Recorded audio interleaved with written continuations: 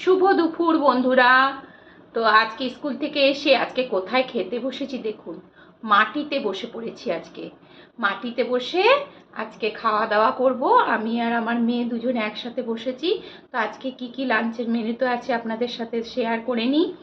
এই যে আজকে এখানে আছে ভাত, এখানে আছে পাবদা মাছের ঝাল, এদিকে আছে আলু পেঁয়াজের একটা তরকারি, একটা পেঁয়াজ নিয়েছি, এখানে আছে সোয়াবিনের তরকারি, আর এখানে আছে আমের আচার। আহা হা হা, আমের আচারটা যা খেতে না। আমি এবার এরকম করে আওয়াজ করি বলে না আমাকে সবাই রাগ করে। আপনারা কে কিরকম আম খেলে আওয়াজ করেন বলুন তো?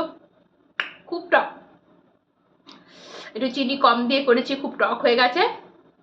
আমের আচার খেতে না, আমি অবশ্য বেশি খাই না, অল্পই খাই। টাটা।